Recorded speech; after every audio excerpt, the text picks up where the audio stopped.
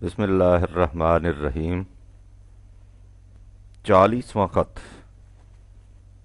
Islamic ideology کیا ہے؟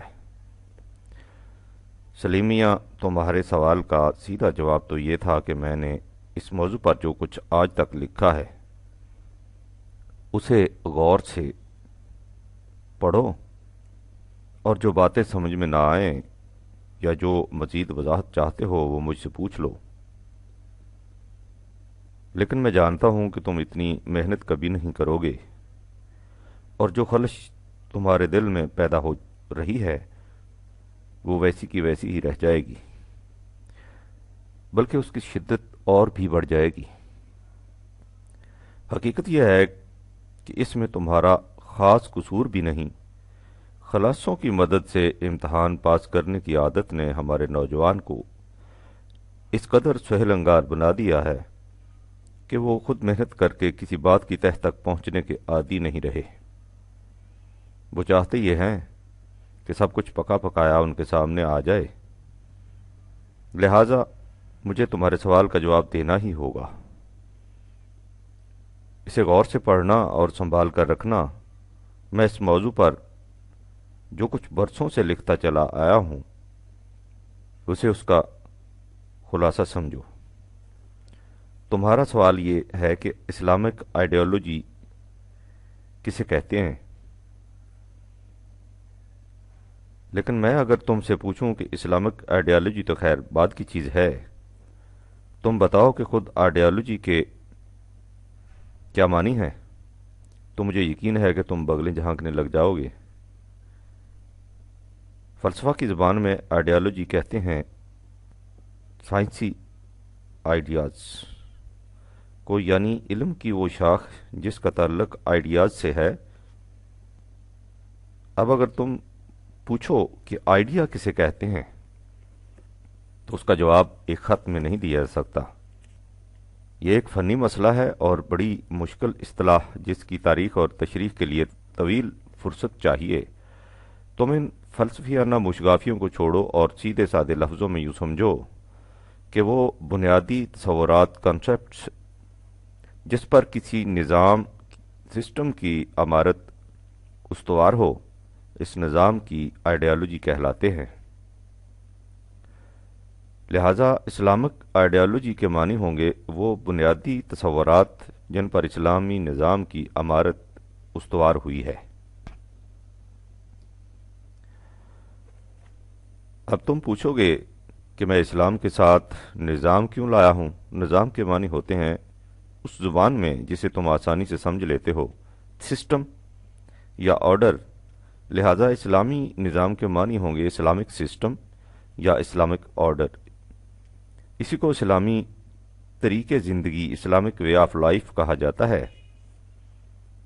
یہ نکتہ غور طلب ہے کہ اسلام کے ساتھ لفظ نظام کیوں لایا جاتا ہے۔ میں تمہیں اس سے پہلے بھی کئی بار بتا چکا ہوں کہ اسلام مذہب، ریلیجن نہیں، الدین ہے۔ قرآن کریم میں مذہب کا لفظ تک نہیں آیا، اس نے اسلام کو الدین کہہ کر پکارا ہے۔ مذہب، ریلیجن اور الدین میں فرق کیا ہے، اسے سمجھ لینے سے یہ بات واضح ہو جائے گی کہ اسلام کے ساتھ لفظ نظام کیوں لایا گیا ہے۔ مذہب یا ریلیجن کا بنیادی تصور یہ ہے کہ خدا، یعنی کوئی ایسی ہستی جسے انسان اپنے ذہن میں خدا تصور کر لے، کائنات سے کہیں الگ بیٹھا ہے۔ اس کی کیفیت ایک بادشاہ یا ڈکٹیٹر کی سی ہے۔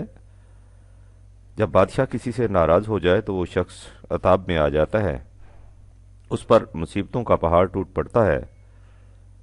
ان مصیبتوں سے بچنے کا طریق صرف ایک ہے، اور وہ یہ کہ کسی نہ کسی طرح بادشاہ کی خوشنودی حاصل کی جائے۔ اس کے لیے اس کی حمد و ستائش کے قصیدے پڑھنے چاہیے، اس کی خوشامد کرنی چاہیے، اس کے حضور نذرانے پیش کرنے چاہیے جو اس کے مقرب ہوں، اس تک سفارشیں پہنچانی چاہیے۔ جب اس طرح بادشاہ کو خوش کر لیا جائے تو پھر نہ صرف وہ مصیبتیں ٹل جاتی ہیں بلکہ انعام و اکرام بھی ملتا ہے۔ وہ جاگیریں بخش دیتا ہے، اپنا مقرب بنا لیتا ہے، چاہو منصب عطا کر دیتا ہے۔ چونکہ ذہن انسانی کے تراشیدہ خدا کا تصور بادشاہ کا سا ہوتا ہے، اس لیے خدا کے پرستار اس کی خوشنودی حاصل کرنے کے لیے وہ سب کچھ کرتے ہیں جو ایک بادشاہ کی رضا جوئی حاصل کرنے کے لیے کیا جاتا ہے۔ اسے مذہبی مراسم یا پوجا پاٹ سے تعبیر کیا جاتا ہے۔ یہ ظاہر ہے سلیم کہ خدا کے اس تصور کے تحت کسی نظام کی ضرورت ہی لاحق نہیں رہتی۔ اس میں ایک فرد کا اپنے خدا کے ساتھ پرائیویٹ تعلق ہوتا ہے، اور وہ فرد تنہائی میں بیٹھ کر اپنی مصیبتوں کے ازالے اور بخشش کے حصول کے لیے خدا سے منت سماجت کرتا ہے اور وہاں سے فارغ ہو کر دنیا کے دھندوں میں لگ جاتا ہے۔ اسے مذہب یا ریلیجن کہتے ہیں۔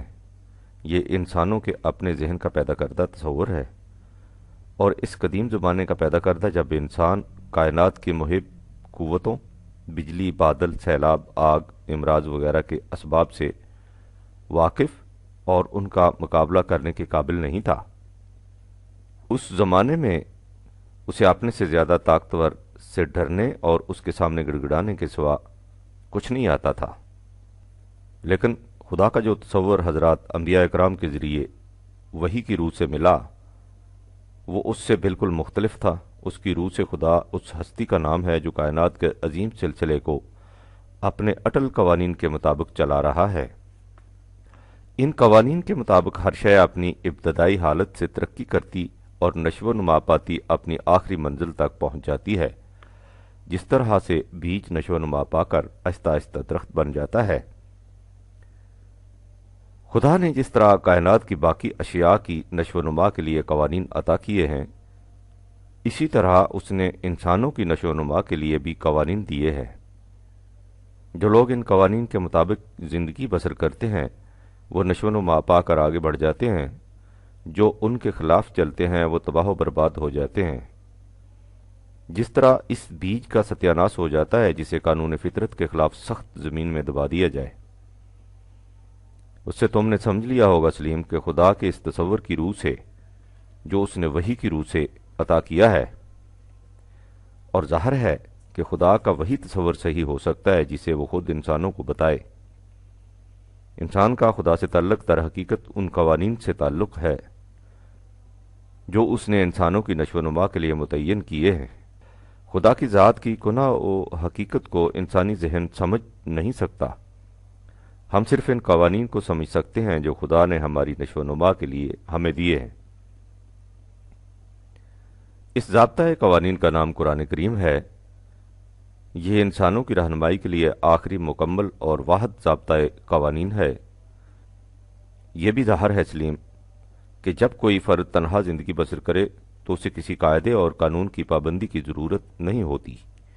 قانون کی پابندی کی ضرورت اس وقت پڑتی ہے جب انسان مل جل کر رہیں۔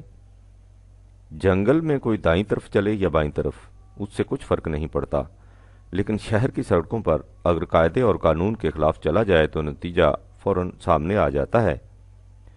خدا نے انسانوں کی رہنمائی کے لیے قوانین دیے ہی اسی لیے ہیں کہ انسانوں نے مل جل کر رہنا ہے، اور جب بہت سے انسان کسی قاعدے اور قانون کے مطابق مل جل کر رہیں تو اسے نظام، سسٹم یا آرڈر کہتے ہیں۔ اسے قرآن نے الدین سے تعبیر کیا ہے، یعنی وہ نظام جس میں انسان اجتماعی طور پر قوانین خداوندی کے مطابق زندگی بسر کرے۔ اس سے سلیم یہ حقیقت سامنے آ جاتی ہے کہ مذہب اور الدین میں فرق کیا ہے۔ مذہب خدا اور بندے کے درمیان پرائیویٹ تعلق کا نام ہے جسے انسانوں کی اجتماعی زندگی سے کوئی واسطہ نہیں۔ اس کے برعکس اسلام مذہب نہیں، الدین ہے۔ اسی کو اسلامی نظام کہتے ہیں، یعنی وہ اجتماعی طریق جس میں زندگی قوانین خداوندی کے مطابق بسر کی جائے۔ اور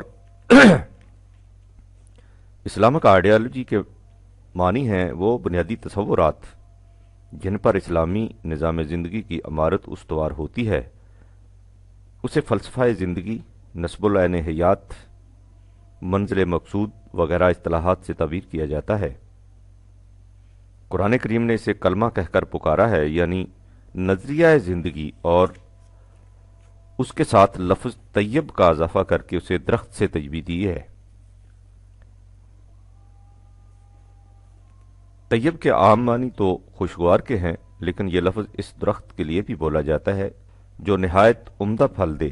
سورہ ابراہیم میں ہے، أَلَمْ تَرَ كَيْفَ ضَرَبَ اللَّهُ مَثَلًا كَلِمَةً طَيِّبَةً كَشَجَرَةٍ طَيِّبَةٍ أَصْلُهَا ثَابِتٌ وَفَرْعُهَا فِي السَّمَاءِ تُؤْتِي أُكُلَهَا كُلَّ حِينٍ بِإِذْنِ رَبِّهَا وَيَضْرِبُ اللَّهُ الْأَمْثَالَ لِلنَّاسِ لَعَلَّهُمْ يَتَذَكَّرُونَ 14/24۔ کلمہ طیبہ کی مثال ایک شجر طیب کی ہے جس کی جڑیں پاتال میں محکم ہوں اور اس کی شاخیں آسمان کی بلندیوں میں پھیل رہی ہوں۔ وہ قانون خداوندی کے مطابق ہر زمانے میں پھل دیتا چلا جاتا ہے۔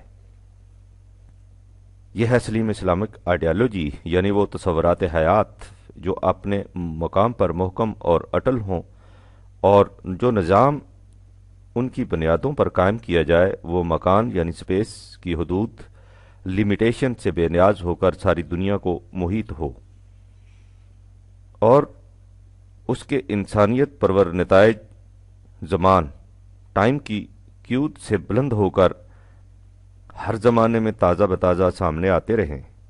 اس مثال کو سلیم اچھی طرح ذہن نشین کر لو، کیونکہ آگے چل کر اس سے ایک اہم اصول سامنے آئے گا۔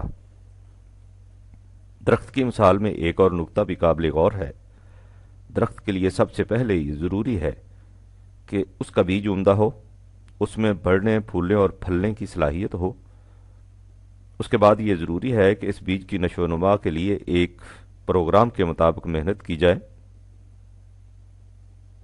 اس کے لیے زمین تیار کی جائے، کھاد ڈالی جائے، پانی دیا جائے، حرارت اور روشنی کا انتظام کیا جائے۔ اس کے ساتھ ہی یہ بھی ضروری ہے کہ اسے موسموں کی شدت سے بچایا جائے، جانوروں کی یورش سے محفوظ رکھا جائے۔ دیکھو سلیم، قرآن اس عظیم حقیقت کو کس انداز میں بیان کرتا ہے جب وہ کہتا ہے الیہ یصعد الکلام الطیب،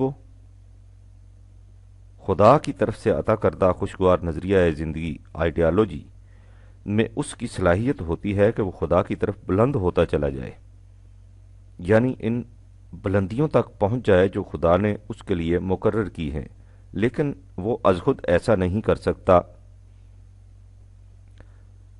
وَالْعَمَلُ الصَّالِحُ يَرْفَعُهُ 35/10۔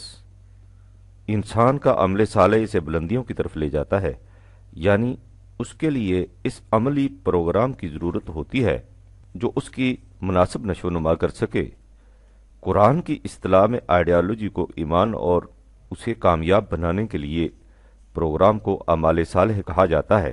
اس سے ظاہر ہے سلیم کہ کلمہ طیبہ یا آئیڈیالوجی اسلامی نظام کا نصب العین ہوتا ہے، اور اعمال صالحہ وہ پروگرام جو اس نظام پر چلنے والوں کو اس نصب العین تک لے جائے۔ دور حاضرہ کی اصطلاح میں یوں سمجھو کہ کلمہ طیبہ یا آئیڈیالوجی اسلامی مملکت کی قرارداد مقاصد آبجیکٹو ریزولوشن ہوتی ہے۔ اس کا آئین کانسٹیٹیوشن اس قرارداد کو سیاسی پیکر عطا کرتا ہے، اور مملکت کے قوانین کاروان امت کو اس منزل تک لے جانے کا پروگرام متعین کرتے ہیں۔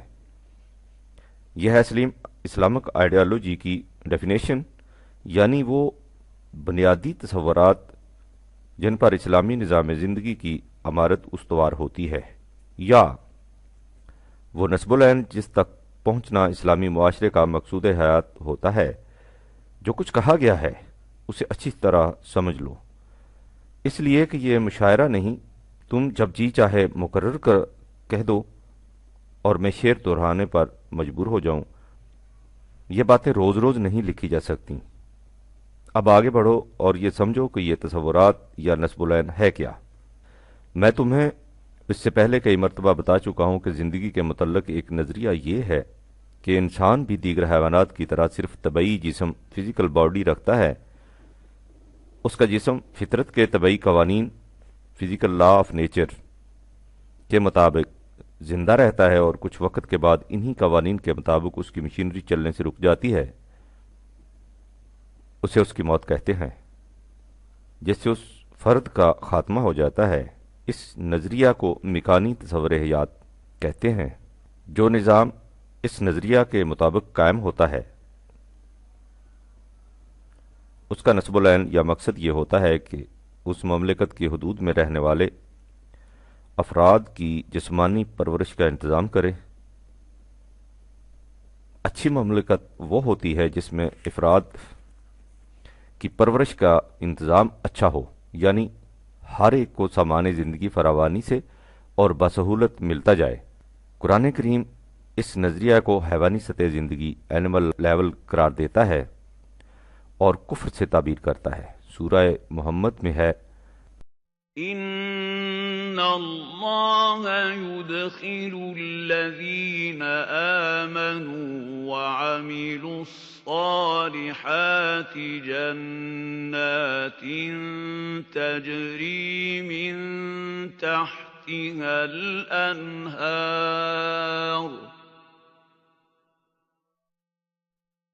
والذین کفروا يتمتعون ويأكلون كما تأكل الأنعام والنار مثوى لهم۔ 47/12۔ اور جو لوگ انسانی نظریہ زندگی سے انکار کرتے ہیں ان کی کیفیت یہ ہوتی ہے کہ وہ دنیاوی سامان زندگی سے فائدہ اٹھاتے ہیں اور کھاتے پیتے ہیں بالکل اسی طرح جس طرح حیوانات کھاتے پیتے ہیں۔ ان کا مقام جہنم کی آگ ہے جس میں شرف انسانیت کی کھیتی جل کر راکھ ہو جاتی ہے۔ دوسرا نظریہ زندگی یہ ہے کہ انسان صرف طبعی جسم سے عبارت نہیں، اس کے پاس جسم کے علاوہ ایک اور شے بھی ہے جو حیوانات کو نہیں ملی، صرف انسان کو عطا ہوئی ہے۔ اسے انسانی ذات، ہیومن پرسنالٹی یا نفس، سیلف کہتے ہیں۔ انسانی ذات نہ مادی ارتقاء میٹیریل ایولیوشن کی پیداوار ہے اور نہ طبیعتی قوانین فزیکل لاز کے تابع ہے۔ یہ ہر انسانی بچے کو خواہ وہ بادشاہ کے محل میں پیدا ہو یا فقیر کی جھونپڑی میں، برہمن کے گھر میں ہو یا شودر کے، اس کے ماں باپ مسلمان ہوں یا غیر مسلم، خدا کی طرف سے پیدائش کے ساتھ عطا ہوتی ہے۔ انسانی ذات نشو و نما یافتہ شکل ڈیولپڈ فارم میں نہیں ملتی بلکہ مضمر، پوٹنٹ اور امکانی کی صورت میں ملتی ہے۔ جس طرح انسانی جسم کی نشو و نما کے لیے قوانین مقرر ہیں، اسی طرح انسانی ذات کی نشو و نما کے لیے خدا کی طرف سے قرآن کریم میں قوانین دیے گئے ہیں۔ اگر ان قوانین کے مطابق انسانی ذات کی نشو و نما ہوتی جائے تو اس میں حدود بشری کے اندر ان صفات کی نمود ہوتی جاتی ہے جنہیں لامحدود حیثیت سے صفات خداوندی کہا جاتا ہے۔ نشو و نما یافتہ ذات انسانی جسم کی موت کے ساتھ فنا نہیں ہو جاتی بلکہ بدستور زندہ رہتی اور مزید ارتقائی منازل طے کرنے کے لیے آگے بڑھتی ہے۔ انسانی زندگی کا مقصد ذات کی نشو و نما ہے۔ میں یہ لکھ رہا ہوں اور اچھی طرح سمجھ رہا ہوں کہ اس سے تمہارے دل میں کیا خیالات پیدا ہوں گے۔ تم کہو گے کہ میں نے یہ کون سی نئی بات کہہ دی ہے؟ یہ تو وہی پرانی کہانی ہے جسے ہم مذہب والوں مثلا ہندوؤں اور عیسائیوں کی زبانی سنتے چلے آ رہے ہیں، یعنی یہ کہ انسانی زندگی کا مقصد روحانی ترقی ہے۔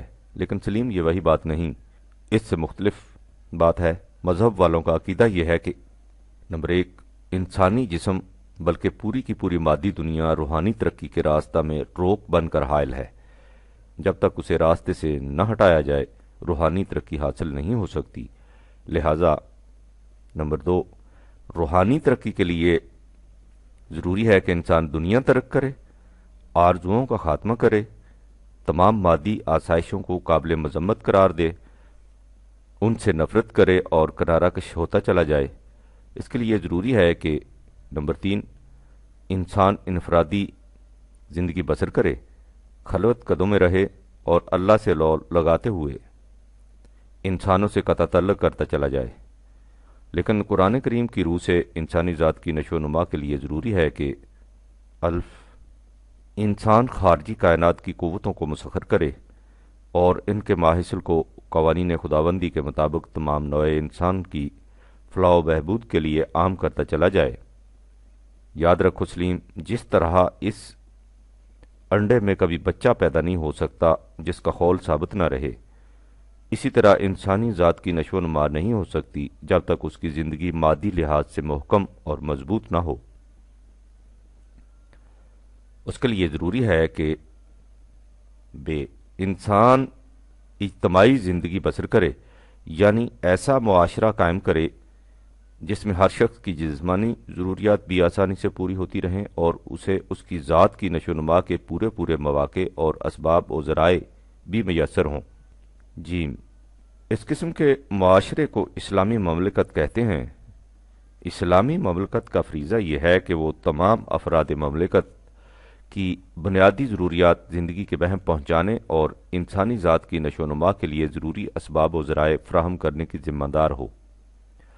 ذمہ دار کا لفظ قابل غور ہے، اسے بھی سمجھ لو کہ ذات کی نشو و نما میں قلب و دماغ، ہیڈ اینڈ ہارٹ کی تمام صلاحیتوں کی نشو و نما آ جاتی ہے۔ مثال کے طور پر خدا کی صفت علیم اور خبیر ہے، لہذا اس فرد کا جس کی ذات کی نشو و نما ہو رہی ہے علیم و خبیر، صاحب علم اور باخبر ہونا لازمی ہے۔ اس کے لیے ذہنی نشو و نما ضروری ہے اور دوسری طرف خدا کی صفت ربوبیت اور رضاکیت ہے۔ اس لیے جس فرد کی ذات کی نشو و نما ہو رہی ہو اس کے لیے ضروری ہے کہ وہ دوسروں کی پرورش کا جذبہ اپنے اندر رکھے اور ان کے مفاد کو اپنے مفاد پر ترجیح دے۔ اسے تم قلب کی نشو و نما کہہ سکتے ہو، اگرچہ اس میں قلب کا تصور مائنڈ کے اس تصور سے مختص ہے جو آج کل مغرب میں رائج ہے۔ مملکت کا فریضہ یہ ہے کہ وہ ایسا انتظام کرے جس سے ہر فرد مملکت کی ان صلاحیتوں کی نشو و نما ہوتی چلی جائے اور اس طرح یہ معاشرہ صفات خداوندی کا چلتا پھرتا نمونہ بن جائے۔ اس سے تم نے دیکھ لیا ہوگا سلیم کہ قرآن کریم کی روح سے مملکت کا قیام مقصود بالذات نہیں، مقصود بالذات کے معنی ہیں اینڈ ان اٹ سیلف، یہ ایک مقصد کے حصول کا ذریعہ ہے اور وہ مقصد ہے افراد کی ذات کی نشو و نما جو اپنی آزاد مملکت کے بغیر نہیں ہو سکتی۔ لہذا اسلامی مملکت کے قیام اسٹیبلشمنٹ بلکہ اس کی ہستی ایگزسٹنس کا جواز جسٹیفیکیشن یہ ہے کہ وہ افراد مملکت کی ذات کی نشو و نما جس میں جسمانی نشو و نما سب سے پہلے آتی ہے کی ذمہ دار ہے۔ جو مملکت اس مقصد کو پورا نہیں کرتی وہ اسلامی نہیں کہلا سکتی۔ اس مقام پر تمہارے دل میں یہ خیال پیدا ہوگا کہ میں نے اس وقت تک جو کچھ کہا ہے اس کا ماحصل یہ ہے کہ قرآنی نظام میں ساری ذمہ داری مملکت کی قرار پاتی ہے۔ سوال یہ ہے کہ اس میں افراد کو بھی کچھ کرنا پڑتا ہے یا نہیں۔ یہ سوال اہم ہے۔ حقیقت یہ ہے سلیم کہ اگر تم انسان کی تمدنی زندگی کی تاریخ پر نظر ڈالو تو یہ حقیقت تمہارے سامنے آئے گی کہ انسان کے سامنے شروع سے آج تک مسئلہ ہی ایک رہا ہے، یعنی یہ کہ فرد اور معاشرہ، سوسائٹی، مملکت کا باہمی تعلق کیا ہے۔ انسان نے جتنے نظام وضع کیے ہیں ان میں صورت یہ رہی ہے کہ جب سوسائٹی یا مملکت کو اہمیت دی گئی تو اس میں افراد کی انفرادیت، انڈیویجولیٹی ختم ہو گئی، اور جب افراد کی انفرادیت برقرار رکھنے کی کوشش کی گئی تو ان کے اجتماعی نظام میں انتشار واقع ہو گیا۔ قرآن کریم نے ایک ایسا نظام دیا ہے جس میں افراد کی انفرادیت بھی دن بدن بلند سے بلند تر ہوتی جاتی ہے اور اس کے ساتھ ان کا نظم اجتماعی بھی محکم سے محکم تر ہوتا جاتا ہے۔ اس نظام کا راز پوشیدہ ہے فرد اور معاشرہ کے اس تعلق میں جسے قرآن کریم نے واضح طور پر متعین کیا ہے، لیکن قبل اس کے کہ میں اس تعلق کی وضاحت کروں دو ایک باتیں بطور تمہید بیان کرنی ضروری ہیں۔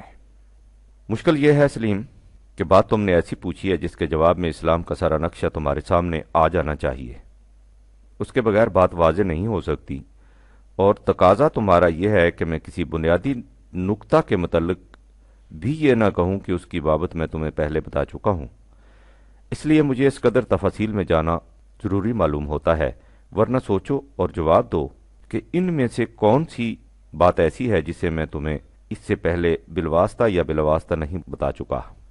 اب سنو، تمہید قرآن کریم نے کھلے کھلے الفاظ میں کہہ دیا ہے کہ کسی فرد، معاشرہ یا مملکت کو حق حاصل نہیں کہ وہ کسی انسان سے اپنی اطاعت کرائے۔ اطاعت صرف خدا کی ہو سکتی ہے، لیکن خدا نہ تو ہمارے سامنے آ سکتا ہے، نہ کبھی ہم نے اس کی آواز سنی ہے۔ اس لیے اس کی اطاعت کس طرح کی جائے؟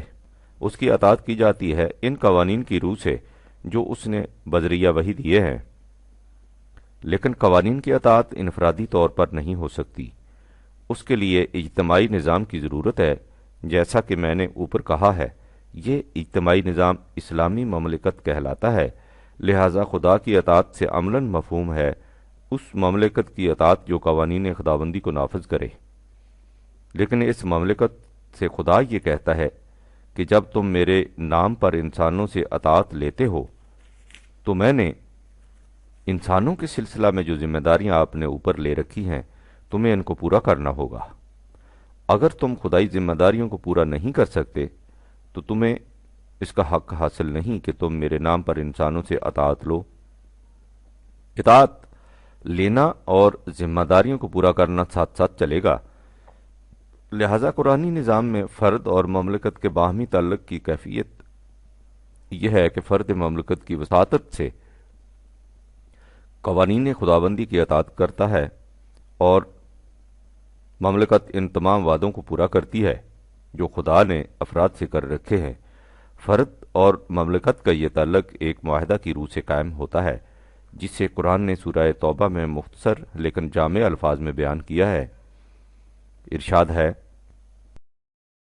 ان اللہ اشترى من المؤمنین انفسهم واموالهم بان لهم الجنة يقاتلون في سبيل الله فيقتلون ويقتلون وعدا عليه حقا في التوراة والإنجيل والقرآن ومن أوفى بعهده من الله فاستبشروا ببيعكم الذي بايعتم به وذلك هو الفوز العظيم۔ 9/111۔ اس کا لفظی ترجمہ یہ ہے کہ یقیناً اللہ نے مومنین سے ان کی جانیں اور مال خرید لیے ہیں تاکہ وہ انہیں جنت دے۔ ان تصریحات کی روشنی میں جو اوپر بیان کی جا چکی ہیں اس کا مفہوم واضح ہے۔ عملی دنیا میں افراد معاشرہ اپنی جانیں اور مال اس اسلامی مملکت کے سپرد کر دیتے ہیں جو نظام خداوندی کے قیام کی ضامن ہوتی ہے، اور اس کے بدلے میں یہ مملکت انہیں جنت عطا کر دیتی ہے۔ یہ تمہیں معلوم ہی ہے سلیم کہ ایک جنت وہ ہے جو انسان کو مرنے کے بعد ملے گی، لیکن قرآن کریم اس دنیا میں اسلامی معاشرے کو بھی جنت سے تعبیر کرتا ہے، اور اس کی خصوصیت یہ بتاتا ہے کہ اس میں انسانی جسم کی پرورش اور ذات کی نشو و نما کے لیے تمام سامان اور ذرائع فراوانی سے موجود ہوتے ہیں۔ لہذا مذکورہ صدر معاہدہ کی روح سے فرد اپنی جان اور مال قوانین خداوندی کی اطاعت کے لیے اسلامی مملکت کے سپرد کر دیتا ہے، اور مملکت اس کی جملہ بنیادی ضروریات زندگی اور اس کی ذات کی نشو و نما کے اسباب و ذرائع بہم پہنچانے کی ذمہ دار بن جاتی ہے۔ اس طرح فرد اپنی جان اور مال معاشرے کے حوالے کر دینے کے باوجود اپنی انفرادیت ذات قائم رکھتا ہے، بلکہ وہ نشو و نما پا کر مستحکم سے مستحکم تر ہوتی چلی جاتی ہے اور مملکت کا نظام محکم بنیادوں پر استوار ہوتا ہے۔ یہ بھی ظاہر ہے سلیم کہ مملکت اپنی اس عظیم ذمہ داری کو سر انجام دے نہیں سکتی جب تک رزق کے سرچشمے اور وسائل پیداوار اس کی تحویل میں نہ ہوں۔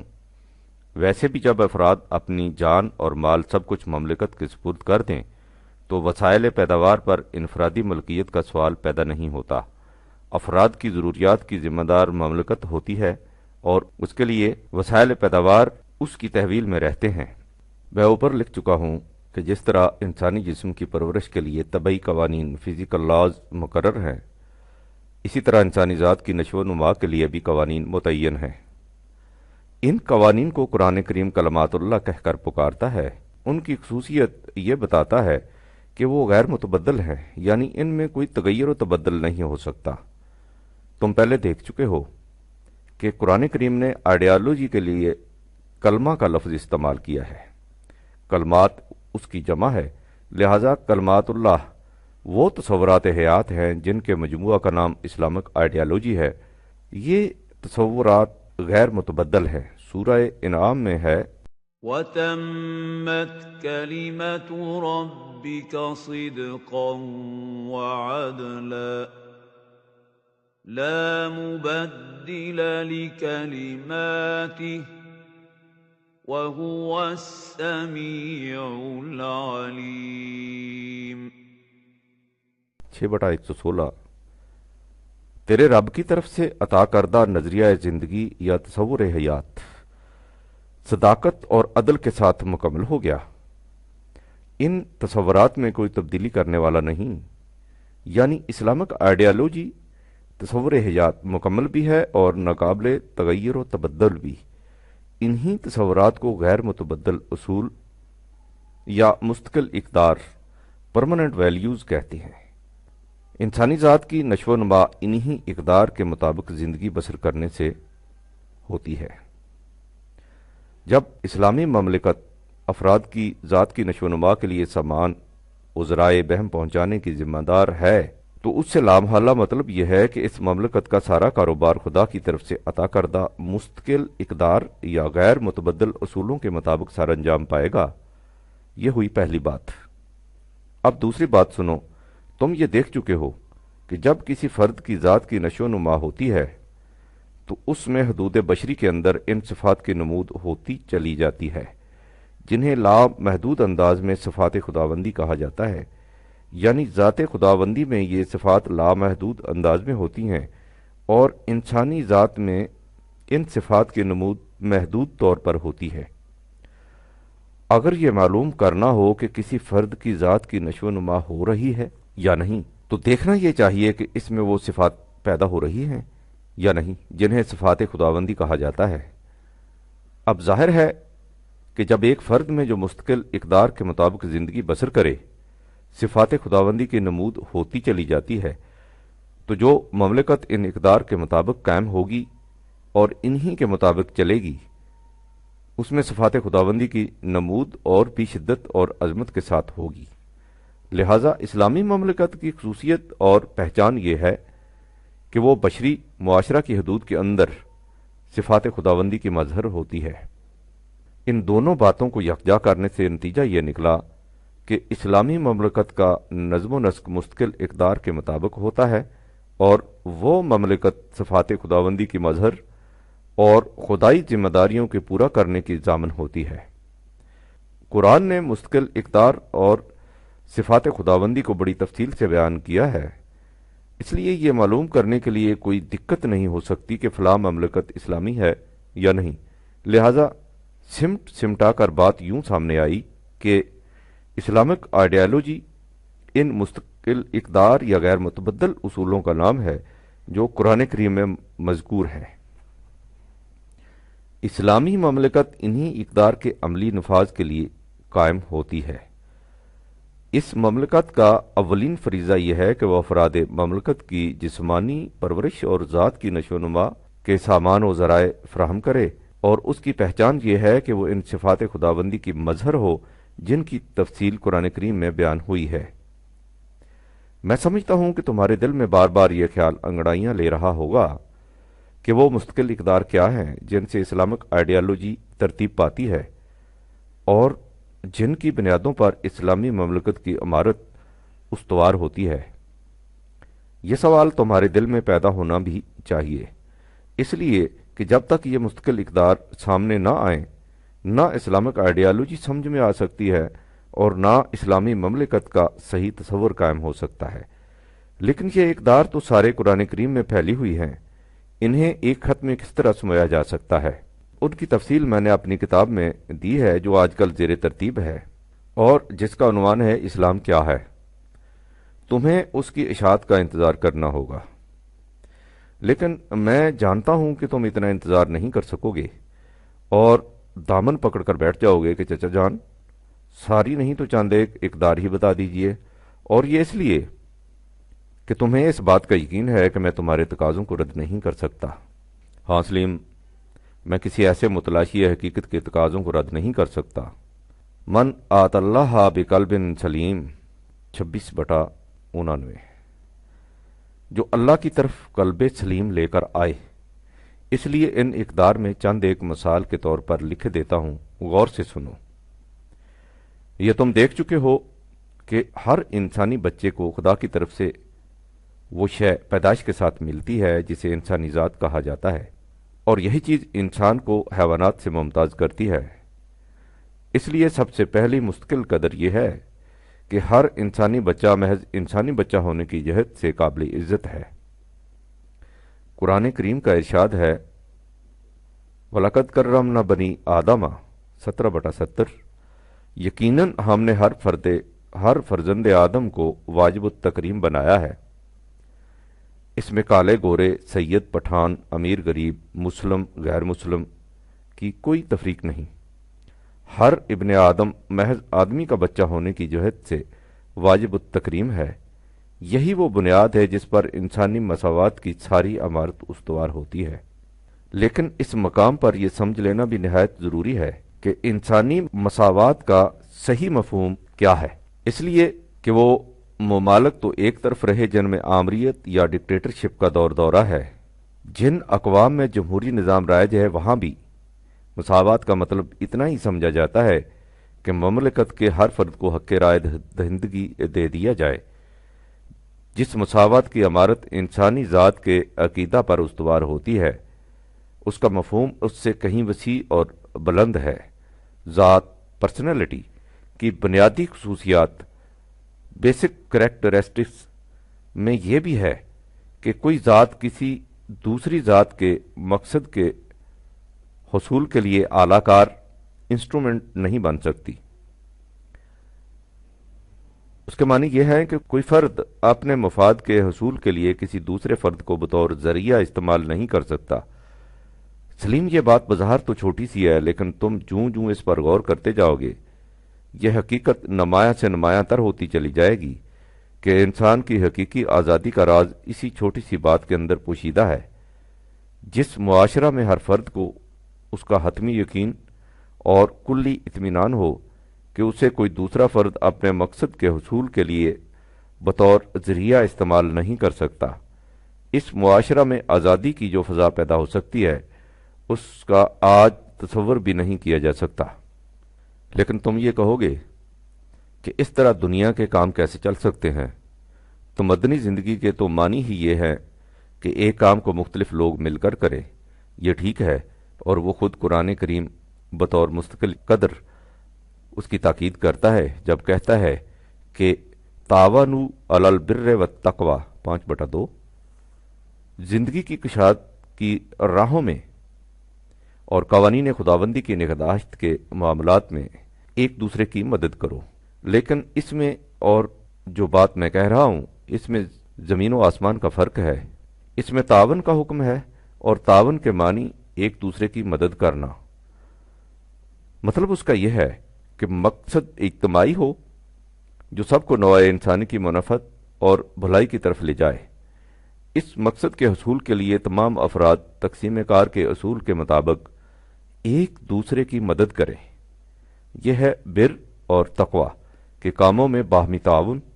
اس کے برعکس جو بات میں کہہ رہا تھا وہ یہ تھی کہ ایک فرد اپنے ذاتی اور انفرادی مفاد کے حصول کے لیے दूसरे इंसानों को इस तरह इस्तेमाल करे जिस तरह मादी इसबाब व ज़राए मसलन मशीनों को या हैवानात को इस्तेमाल किया जाता है। जब हम घोड़े को तांगे में जोतते और उसे स्टेशन ले जाते हैं तो इसमें घोड़े का अपना कोई मकसद नहीं होता, मकसद सिर्फ हमारा होता है। वो हमारे मकसद के हुसूल का जरिया होता है। जब इंसानों को इस तरह इस्तेमाल किया जाए तो वो इंसान नहीं रहते, मशीनों या हैवानों की सतह पर आ जाते हैं जिनमें ज़ात पर्सनैलिटी नहीं होती। ये इंसानी ज़ात का इनकार और इंसानियत की तजलील है। उससे फर्जंदे आदम वाजिबुत तकरीम नहीं रहता। ऐसा करने में हम कुरान करीम की एक मुस्तकिल कदर का इनकार करते हैं और कुरान करीम की किसी मुस्तकिल कदर का इनकार कुफ्र है।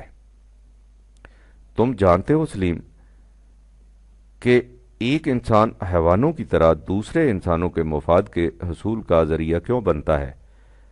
उसका जवाब बिल्कुल वाज़ेह और बैयन है। उसे एहतियाज ऐसा करने पर मजबूर करती है। एक कुल्ली गालियां खाकर भी काम किया जाता है, इसलिए कि इसे मालूम है कि अगर वो ऐसा नहीं करेगा तो वो भूखा मर जाएगा। यह भूख का खौफ या एहतियाज है जो एक इंसान को दूसरे इंसान के मुफाद के हसूल का जरिया बनने पर मजबूर करता है। गलत मुआशरे में ऐसे हालात पैदा कर दिए जाते और इन हालात को मुस्तकिलन कायम रखा जाता है जिनमें बाज़ अफराद अपनी रोटी यानी बुनियादी ज़रूरियात ज़िंदगी के लिए दूसरे अफराद के दस्ते नज़र रहें। इससे वो इन अफराद के मुफाद का जरिया इंस्ट्रूमेंट बनने पर मजबूर हो जाते हैं। लेकिन कुरानी मुआशरा में कोई फ़र्द अपनी ज़रूरियात के लिए किसी दूसरे फ़र्द का मोहताज नहीं होता।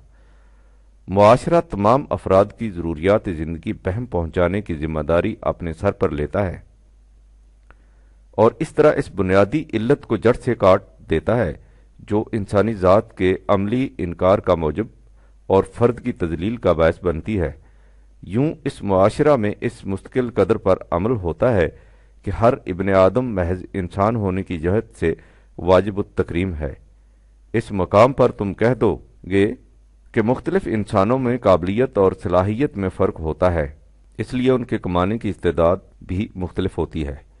एक शख्स ज़्यादा कमाने की अहलियत रखता है, दूसरा कम कमाने की। इस तरह बाज़ अफराद को दूसरों का दस्तनगर होना पड़ता है।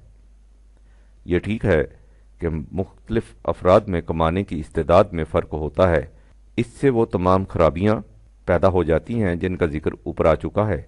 लेकिन कुरान करीम इंसानी ज़ात की मुस्तकिल कदर पर ईमान से इन मुफासद का भी सही सही इलाज कर देता है। उसका कहना यह है कि इंसानी जिस्म की परवरिश इससे होती है जिसे वो अपने आप पर सर्फ करे, लेकिन उसके बरक्स इंसानी ज़ात की नशोनुमा उससे होती है जिसे वो फ़र्द दीगर अफराद इंसानिया की परवरिश के लिए आम कर दे। लिहाजा जिन अफराद में कमाने की सलाहियत हो उनका यह भी ईमान होता है कि वो अपनी मेहनत की कमाई से जिस कदर दूसरों की नशोनुमा के लिए दे देंगे इतनी ही उनकी अपनी ज़ात की नशोनुमा होगी। और चूंकि ज़ात की नशोनुमा ज़िंदगी का मकसूद है, इसलिए वो अपनी कमाई में से अपने लिए सिर्फ बकदर ज़रूरत रखेंगे, बाकी सब दीगर अफराद की परवरिश के लिए खुला रखेंगे। कुरान करीम की इस्तिलाह में इसे इन्फाक फी सबिलिल्लाह कहते हैं, जो एक मुस्तकिल कदर की हैसियत रखता है। तुम पूछोगे कि वो कौन लोग हैं जिनकी नशोनुमा के लिए इन्फाक की ज़रूरत पड़ती है? इनमें से एक तबका तो उन लोगों का है जो किसी हादसा की वजह से, ख्वाह पैदाइशी हो या बाद में वाक़या हो गया हो, कमाने की इस्तेदाद से महरूम हो जाते हैं। ये वो तबका है जिसकी परवरिश दुनिया के मौजूदा गैर कुरानी मुआशरा में अमीरों की खैरात से होती है, लेकिन खैरात से इंसानी ज़ात की जिस कदर ज़िल्लत होती है वो किसी से पोशीदा नहीं। इसलिए उनकी परवरिश का यह इंतज़ाम कुरान करीम के नज़दीक एक मुस्तकिल निज़ाम की हैसियत से कभी काबिल कबूल नहीं हो सकता। वो इसे हंगामी हालात में तो बर्दाश्त कर सकता है, लेकिन इसे मामूल हयात नहीं बना सकता। इस असूल को याद रखो सलीम कि जिस बात से इंसानी ज़ात की किसी तरह भी तजलील या तहकीर हो, कुरान इसे रवा नहीं रखता। इस तबका के मुतल्लिक जो कमाने की इस्तेदाद से महरूम हो चुके हों, उसने कहा है कि वो अपने लिए सामान नशोनुमा बतौर हक एज ऑफ राइट तलब कर सकते हैं। हक्कुम मालूम للسائل والمحروم 70/25 یہ بھی قرآن کریم کی ایک مستقل قدر ہے جسے کسی صورت میں نظر انداز نہیں کیا جا سکتا۔ دوسرا طبقہ وہ ہے جن کی کمائی ان کی ضروریات کے لیے کافی نہیں ہو سکتی۔ ایک مزدور مہینہ بھر کی محنت شاقہ سے 60 روپے کماتا ہے، لیکن اس کے بیوی بچوں کی بنیادی ضروریات 100 روپے مہینے سے کم میں پوری نہیں ہوتی۔ یہ مزدور بقایا 40 روپے کہاں سے لائے؟ غیر قرآنی معاشرہ کو اس سے کچھ واسطہ نہیں ہوتا، یہ اس کا اپنا معاملہ ہے جس سے وہ جس طرح جی چاہے نمٹے، وہ مرے وہ جیے، اس سے کسی دوسرے کو سروکار نہیں ہوتا۔ قرآن کریم نے اس باب میں ایسی مستقل اقدار دی ہیں جو اس مسئلہ کا نہایت اطمینان بخش حل پیش کر دیتی ہیں۔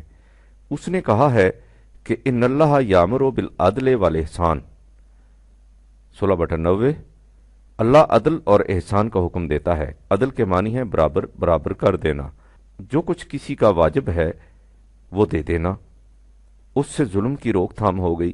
ظلم کے معنی ہے کسی کے حقوق میں کمی کرنا، اور احسان کے معنی ہے کسی کی کمی کو پورا کر کے اس کے بگڑے ہوئے توازن کو برقرار کر دینا۔ اس سے ان کی نشو و نما ہوتی چلی جاتی ہے جن کی محنت کی کمائی ان کی ضروریات کے لیے مکتفی نہ ہو۔ یہ دونوں یعنی عدل اور احسان مستقل اقدار ہیں جنہیں کبھی نظر انداز نہیں کیا جا سکتا، اور جن کا برقرار رکھنا قرآنی معاشرہ یا اسلامی مملکت کا فریضہ ہے۔ تم نے دیکھا سلیم، قرآن کریم کس طرح انفاق فی سبیل اللہ کی مستقل قدر سے انسانی مساوات کو عملاً متشکل کرتا اور انسانی ذات کی صحیح تکریم کی ضمانت بہم پہنچاتا ہے، یعنی جو لوگ اپنی ضروریات سے زیادہ کما سکیں ان کے لیے مستقل قدر یہ ہے کہ جو کچھ ان کی ضروریات سے زائد ہو وہ اسے دوسروں کی نشو و نما کے لیے کھلا رکھیں۔ سورہ بقرہ میں ہے یسألونک ماذا ینفقون قل العفو 2/219 تجھ سے پوچھتے ہیں کہ ہم کس قدر دوسروں کے لیے کھلا رکھیں، ان سے کہہ دو کہ جس قدر تمہاری ضروریات سے زیادہ ہے سب کا سب۔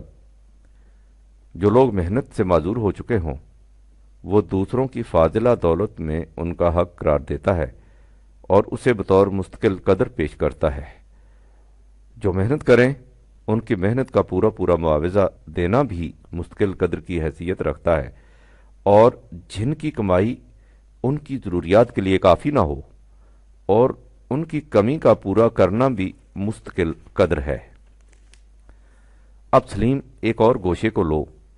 جب انسانی ذات کی بنیادی خصوصیت یہ ہے کہ وہ کسی دوسرے فرد کے ذاتی مقصد کے حصول کا اعلی کار نہ بنے، تو انسانی ذات کی تکریم کا فطری تقاضا یہ بھی ہے کہ کوئی شخص کسی دوسرے شخص پر حکومت نہ کر سکے، اس سے اپنا حکم نہ منوا سکے۔ قرآن کریم نے اس اصول کو بھی ایک مستقل قدر کی حیثیت سے پیش کیا ہے، جہاں کہا ہے ما كان لبشر أن يؤتيه الله الكتاب والحكم والنبوة ثم يقول للناس كونوا عبادا لي من دون الله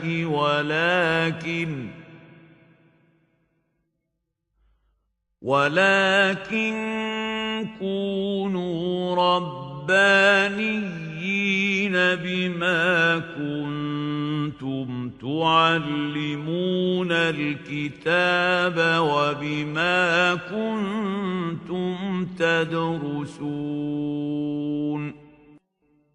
3/79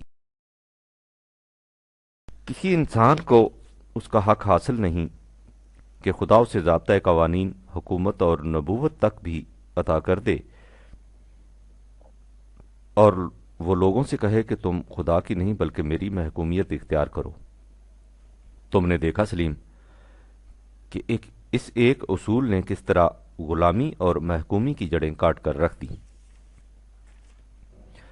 لیکن تم کہو گے کہ اگر کوئی شخص کسی دوسرے شخص کا حکم ہی نہ مانے تو معاشرے میں نظم و ضبط کس طرح قائم رہے گا؟ اس طرح تو فساد پیدا ہو جائے گا۔ تمہارے اس اعتراض کا جواب باقی ماندہ حصہ میں آ جاتا ہے جو اوپر درج کی گئی ہے۔ اس میں کہا گیا ہے کہ وَلَكِنَّ كُونُوا رَبَّانِيِّينَ بِمَا كُنْتُمْ تُعَلِّمُونَ الْكِتَابَ وَبِمَا كُنْتُمْ تَدْرُسُونَ۔ پوری آیت کا مطلب یہ ہے کہ کسی انسان کو اس کا حق حاصل نہیں کہ وہ دوسرے انسانوں سے یہ کہے کہ وہ اس کی محکومی اختیار کریں۔ وہ یہی کہے گا کہ وہ اس کتاب کی اطاعت سے جسے وہ پڑھتے پڑھاتے ہیں ربانی بن جائے۔ بات بالکل واضح ہے، قرآن کریم کی اس مستقل قدر کی روح سے اطاعت کسی انسان کی نہیں ہوگی بلکہ قوانین خداوندی کی ہوگی جو اس نے اپنی کتاب میں عطا کر دیے ہیں۔ کسی فرد کی نہیں بلکہ قانون کی اطاعت، اور قانون بھی ایسا نہیں جو کسی انسان کا وضع کردہ ہو بلکہ وہ خود خدا نے نوع انسان کی رہنمائی کے لیے دیا ہو۔ اس سے ظاہر ہے سلیم کہ اسلامی مملکت میں اطاعت کسی انسان کے حکم کی نہیں ہوگی، صرف ان قوانین کی اطاعت ہوگی جو کتاب اللہ میں دیے گئے ہیں۔ تم کہو گے کہ کتاب اللہ میں تو بیشتر مستقل اقدار یا غیر متبدل اصول ہی دیے گئے ہیں، لیکن معاشرہ کا نظم و نسق تو اس صورت میں برقرار رہ سکتا ہے جب چھوٹی بڑی تمام باتوں کے لیے احکام و ضوابط موجود ہوں۔ تم ٹھیک کہتے ہو، یہ احکام و ضوابط قرآن کریم کی مستقل اقدار کی روشنی میں خود مرتب کیے جائیں گے۔ سوال یہ ہے کہ یہ کیسے مرتب ہوں گے؟ اس کے لیے بھی قرآن کریم نے ایک مستقل قدر دی ہے جب کہا ہے کہ امرہم شورا بینہم 42/38۔ یہ چیزیں امت کے باہمی مشورت سے طے ہوں گی۔ اس سے ظاہر ہے کہ اسلامی مملکت ایک ایسے مشاورتی نظام کا نام ہے جس میں قرآن کریم کے غیر متبدل اصولوں کی چار دیواری میں رہتے ہوئے ہر زمانے کے مسلمان جزئی احکام و ضوابط اپنے زمانے کے تقاضوں کے مطابق باہمی مشورہ سے خود مرتب کریں گے۔ اس سے یہ بھی واضح ہے کہ اس نظام میں یہ صورت نہیں ہوگی کہ ارباب حکومت کا ایک طبقہ الگ ہو اور باقی امت ان کی محکوم ہو۔ جیسا کہ میں نے پہلے کہا ہے، اس میں حاکم اور محکوم کا فرق ہی نہیں ہوگا۔ اسلامی حکومت اس لیے وجود میں آتی ہے کہ وہ قرآنی اقدار کا نفاذ کرے اور غیر قرآنی مسالک و ضوابط کی ترویج کو روک دے۔ اسے قرآن کریم کی اصطلاح میں امر بالمعروف و نہی عن المنکر کہتے ہیں۔ قرآن کریم نے امر بالمعروف و نہی عن المنکر کے فریضہ کو تمام امت کا مشترکہ فریضہ قرار دیا ہے، نہ کہ کسی خاص طبقہ یا پارٹی یا جماعت کا۔ اس نے پوری امت کو مخاطب کر کے کہا ہے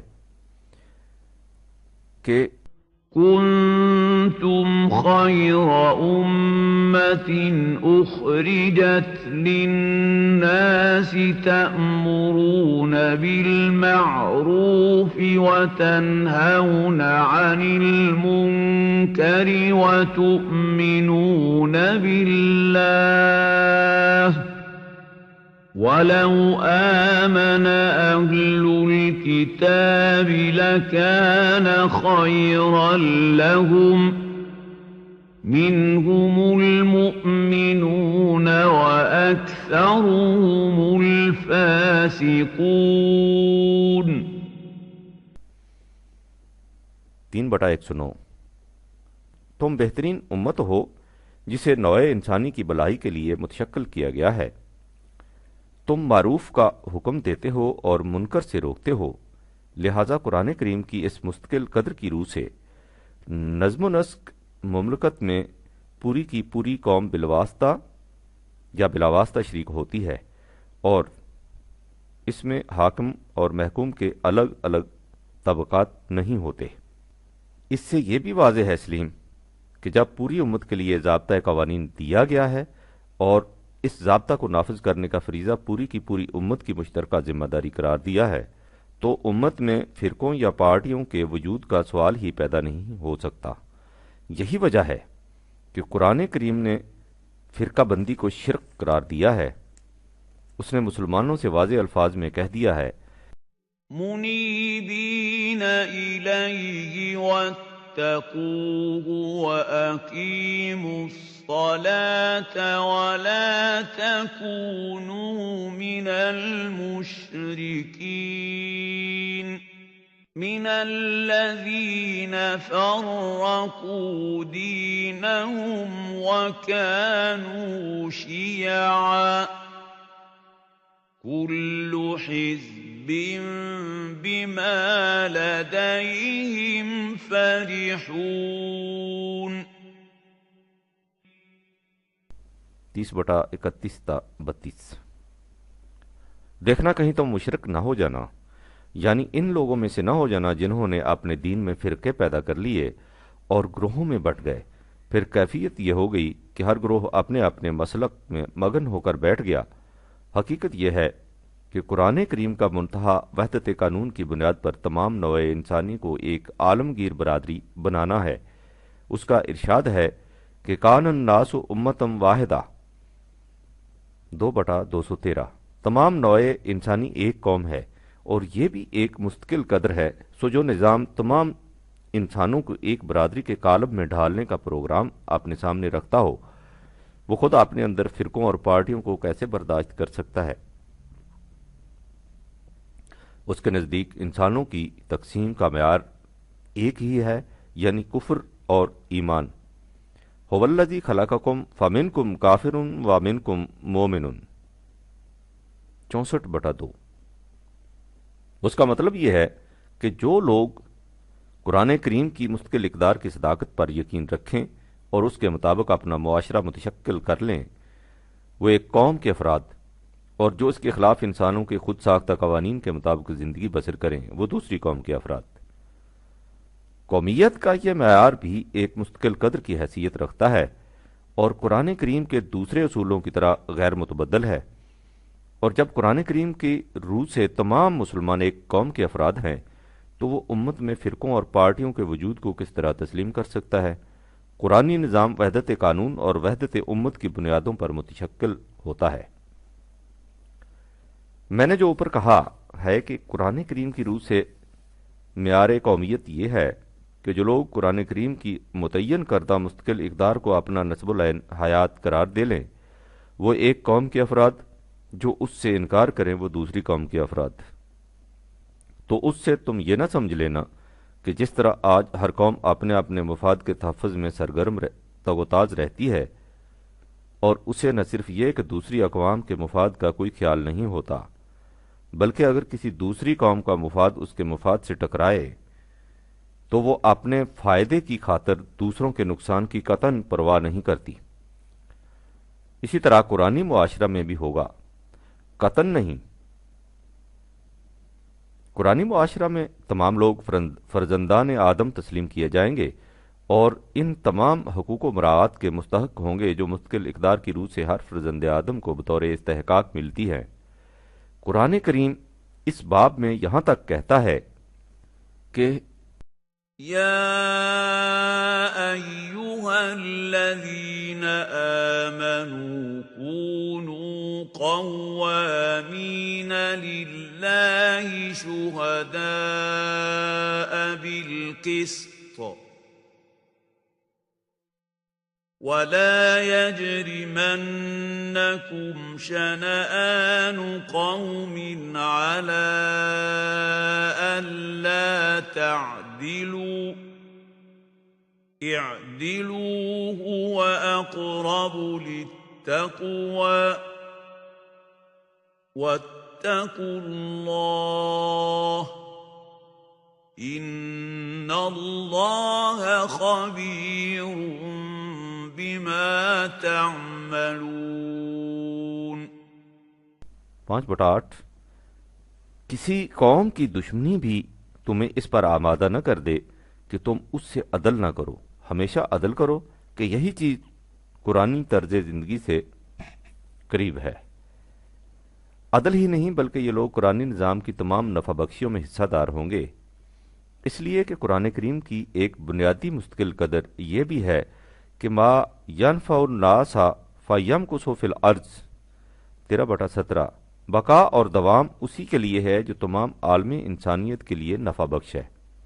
الناس میں اپنے اور پرائے مومن و کافر سب شامل ہیں۔ قرآن کریم کا خدا رب العالمین ہے، اس کا رسول رحمت للعالمین ہے، اور خود قرآن ذکر العالمین۔ اس لیے اسلامی مملکت کی نفع بخشیاں تمام نوع انسانی کے لیے ہیں۔ یہ ہے سلیم اسلامی آئیڈیالوجی کا مختصر سا تعارف۔ اس کا خلاصہ یہ ہے کہ اسلامک آئیڈیالوجی ان مستقل اقدار یا غیر متبدل اصولوں کے مجموعہ کا نام ہے جو اپنی مکمل شکل میں قرآن کریم میں محفوظ ہیں۔ جب کوئی مملکت ان اقدار کو اپنا نصب العین قرار دے لے تو اسے اسلامی مملکت کہتے ہیں، اور جو دستاویز اس کے اس نصب العین کا اعلان کرے اور مملکت کی عمارت کو ان اقدار کی بنیادوں پر استوار کرنے کا نقشہ مرتب کر کے دے، اسے اسلامی آئین کہیں گے۔ اسلامی آئین کی عمارت اس بنیاد پر استوار ہوتی ہے، انسان صرف اس کے طبعی جسم سے عبارت نہیں، جسم کے علاوہ ایک اور شے بھی ہے جسے انسانی ذات کہتے ہیں۔ اسلامی مملکت کا فریضہ یہ ہے کہ وہ تمام افراد معاشرہ کے جسم کی پرورش کے لیے طبعی ضروریات کی ذمہ دار ہو اور ان کی ذات کے ارتقاء کے لیے ایسے سامان و ذرائع فراہم کرے جن سے ان کی مضمر صلاحیت کی نشو و نما ہوتی جائے۔ اس عظیم ذمہ داری سے عہدہ برآ ہونے کے لیے ضروری ہے کہ اسباب و ذرائع پیداوار مملکت کی تحویل میں رہیں۔ انسانی ذات کی نشو و نما ان مستقل اقدار کے مطابق زندگی بسر کرنے سے ہوتی ہے جو قرآن کریم میں محفوظ ہیں۔ اس لیے اسلامی مملکت کا فریضہ یہ ہے کہ وہ ان مستقل اقدار کے مطابق معاشرہ قائم کرے۔ مستقل اقدار کے مطابق زندگی بسر کرنے سے انسانی ذات میں صفات خداوندی کی حدود بشریت کے اندر نمود ہوتی چلی جاتی ہے، لہذا اسلامی مملکت میں افراد اور مملکت دونوں صفات خداوندی کے مظہر ہوتے ہیں۔ مستقل اقدار کی روح سے ہر انسان بحیثیت انسان واجب التکریم ہے۔ کسی انسان کو حق حاصل نہیں ہوتا کہ وہ کسی دوسرے انسان سے اپنا حکم منوائے۔ اطاعت ہر ایک کو قوانین خداوندی کی کرنی ہوتی ہے جو قرآن میں مذکور ہے۔ ہر فرد پوری محنت کر کے کمائی کرتا ہے، لیکن اس میں سے اپنے لیے صرف اپنی ضروریات کے مطابق رکھتا ہے، باقی سب کچھ دوسروں کی نشو و نما کے لیے دے دیتا ہے، کیونکہ ایسا کرنے سے اس کی اپنی ذات کی نشو و نما ہوتی ہے۔ ہر ایک سے عدل کیا جاتا ہے، حتیٰ کہ دشمن سے بھی، اور جن افراد میں کسی وجہ سے کوئی کمی رہ جائے اس کمی کو پورا کر دیا جاتا ہے۔ تمام نوع انسان کو ایک عالمگیر برادری سمجھا جاتا ہے، اور اسلامی مملکت کے نظام ربوبیت میں ہر انسان کا برابر کا حصہ ہوتا ہے۔ اسلامی مملکت مستقل اقدار کی چار دیواری کے اندر رہتے ہوئے اپنے زمانے کے تقاضوں کے مطابق جزئی قوانین ملت کی مشاورت سے خوب ترقی کرتی ہے۔ ان جزئی قوانین میں حسب ضرورت تبدیلی ہوتی رہتی ہے، لیکن مستقل اقدار اپنی جگہ غیر متبدل رہتی ہیں۔ اس طرح ثبات اور تغیر کے حسین امتزاج سے معاشرہ آگے بڑھتا چلا جاتا ہے۔ یہ ہے سلیم اسلامک آئیڈیالوجی کے نمایاں خط و خال۔ کہو اب تو نہیں بھولو گے؟ اچھا، خدا حافظ، وسلام۔ پرویز، اگست 1959۔